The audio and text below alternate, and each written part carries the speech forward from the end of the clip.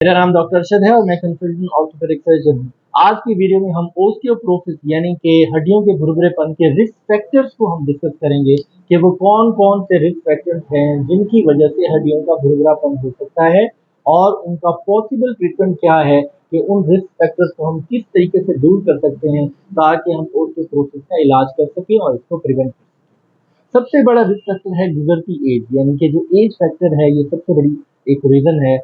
ये old age की बीमारी है ओस्टियोपोरोसिस और जैसे-जैसे एज एज गुजरती जाए हड्डियों के अंदर जो उनकी बोन मास डेंसिटी है, कॉम्पैक्टनेस है, सॉलिडनेस है और उनका जो ठोसपन है वो खत्म हो जाता है, हड्डियाँ नरम होती जाती हैं, खोखली और खाली होती जाती हैं, उनका भुरभुरापन स्टार्ट हो जाता है। इसके मल्टीपल रीज़न्स हैं, उनमें जो मेजर है वो हमारा हार्मोनल चेंजेस हैं, जैसे कि ख़वातीन में मेनोपॉज़ के बाद जब उनका ईस्ट्रोजन हार्मोन बंद हो जाता है या कम हो जाता है मिक़दार में या इसी तरह मेल में टेस्टोस्टेरोन हार्मोन ये खत्म हो जाता है, तो ये हमारे एनाबॉलिक हार्मोन्स हैं जो कि हमारे बोन्स को बिल्ड अप करते हैं।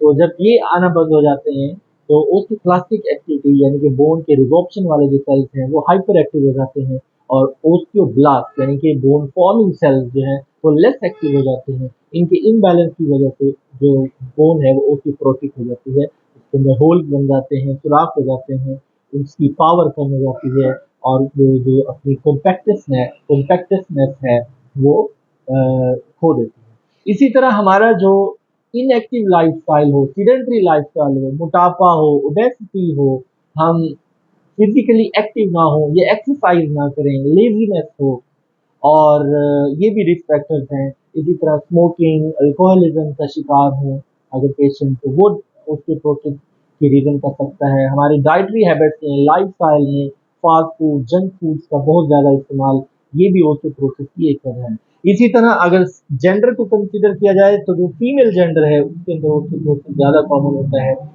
फैमिली हिस्ट्री को अगर देखा जाए तो वो भी इम्पोर्टेंट है। फैमिली हिस्ट्री में जो समटाइम देखा गया है कि कुछ फैमिलीज में ओस्टियोपोरोसिस ज़्यादा कॉमन है और फैमिलियल जो है मरूसी तौर पर चलती है।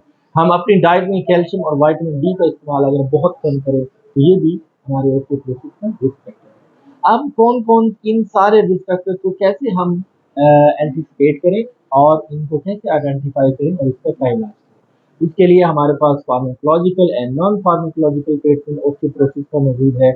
नॉन फार्माकोलॉजिकल ट्रीटमेंट पे हम स्मोकिंग, अल्कोहलिज्म को क्विट करें, हम अपना वेट रिडक्शन करें, ओबेसिटी को ट्रीट करें, वज़न कम करें, हल्का-फुल्का चलें, एक्सरसाइज करें, फिजिकली एक्टिव रहें और डाइट में कैल्शियम और विटामिन डी का इस्तेमाल ज़्यादा करें और ये जो कोला ड्रिंक्स हैं, फास्ट फूड हैं, जंक फूड्स हैं, इनका इस्तेमाल हम कम कर दें। विटामिन डी और डेयरी प्रोडक्ट्स जो हमारे पास आती हैं इनका इस्तेमाल हम ज़्यादा करते हैं। इसी तरह हमारे पास जो फार्माकोलॉजिकल ट्रीटमेंट इसका आता है उसके अंदर हमारी सिंथेटिक कैल्शियम और विटामिन डी की टैबलेट्स आती हैं और एक दवाइयों का एक ग्रुप है जिसे हम बिस्फॉस्फोनेट्स कहते हैं। ये हमारी ओस्टियोब्लास्टिक एक्टिविटी को बढ़ाते हैं और ओस्टियोक्लास्टिक एक्टिविटी को रिड्यूस करते हैं जिससे ओस्टियोपोरोसिस ट्रीट हो जाती है। इसी तरह अगर जो काज़ है वो हार्मोन डिप्लीशन है जैसे कि हम डिस्कस कर चुके हैं ख़वातीन और मेल में ईस्ट्रोजन और टेस्टोस्टेरोन की कमी की वजह अगर ओस्टियोपोरोसिस कॉज़ कर रही है तो हार्मोन रिप्लेसमेंट थेरेपी